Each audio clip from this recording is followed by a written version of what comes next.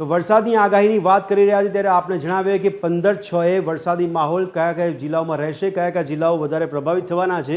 તો શરૂઆત કરીએ કચ્છથી કે જ્યાં પણ વરસાદી માહોલ રહેશે। કચ્છ, પાટણ, બનાસકાંઠા, મહેસાણા, ગાંધીનગર એટલે કે ઉત્તર ગુજરાતનો જે પટ્ટો છે તે પણ વરસાદી પ્રભાવિત રહેશે। ત્યાં વાદળછાયું વાતાવરણ રહેવાની શક્યતા સેવામાં આવી છે। ત્યારે વધારે વરસાદની વાત કરવામાં આવે તો દરિયાઈ પટ્ટો, દેવભૂમિ દ્વારકા પ્રભાવિત થશે। પોરબંદર, જૂનાગઢ, ગીર સોમનાથ, ભાવનગર, બોટાદ, અમરેલી, રાજકોટ, જામનગર, નીચેના પટ્ટામાં વલસાડ, નવસારી, ડાંગ, સુરત, તાપી, છોટાઉદેપુરનો પટ્ટો પણ છે કે જ્યાં વરસાદી માહોલ જામે તેવી શક્યતા સેવામાં આવી છે।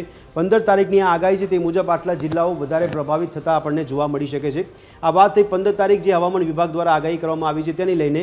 તો આણંદથી લઈને કચ્છ સુધીનો જે પટ્ટો છે તે પટ્ટામાં વરસાદી માહોલ જામશે પરંતુ વાદળછાયું વાતાવરણ રહેવાની શક્યતા છે। ત્યારે હવે વાત કરીશું 16 તારીખની। 16 તારીખે કેવો માહોલ રહેશે, કયા કયા જિલ્લાઓ પ્રભાવિત થશે। તો ફરી એકવાર આપણે જણાવીએ છીએ કે જ્યાં વધારે વરસાદ પડવાનો છે તેમાં દરિયાઈ પટ્ટો કવર થઈ રહ્યો છે।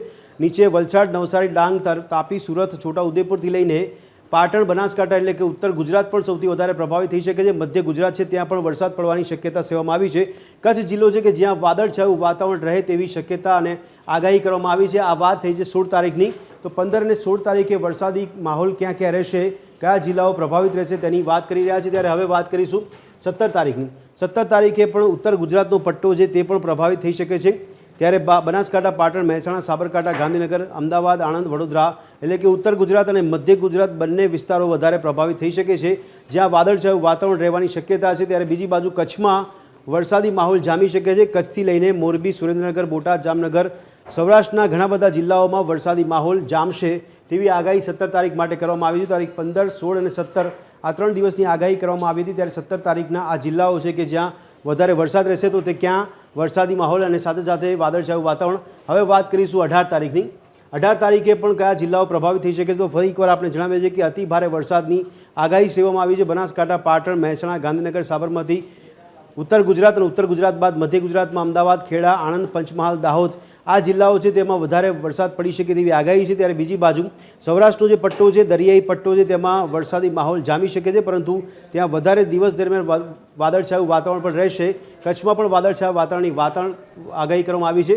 હવે વાત કરીશું 19 તારીખની। 19 તારીખે પણ કયા કયા જિલ્લાઓ પ્રભાવિત થવાના છે તો ફરી એકવાર ઉત્તર ગુજરાત, મધ્ય ગુજરાત છે તે વધારે પ્રભાવિત થતા જિલ્લાઓ જોવા મળી શકે છે જ્યાં વાદળછાયા વાતાવરણની શક્યતા વધારે સેવામાં આવી છે। ત્યારે આ વાત કરી રહ્યા છે 19 તારીખની કે જ્યાં 19 તારીખે પણ વરસાદ છે તે સૌરાષ્ટ્રના મોટાભાગના પટ્ટામાં મોટાભાગના જિલ્લાઓમાં વરસાદી માહોલ સાથે વાદળછાયું વાતાવરણ રહેવાની શક્યતા છે। કચ્છમાં પણ વાદળછાયા વાતાવરણની આગાહી કરવામાં આવી છે। અને હવે વાત કરીશું 20 તારીખની કે 20 તારીખે કયા કયા જિલ્લાઓ વધારે પ્રભાવિત થઈ રહ્યા છે।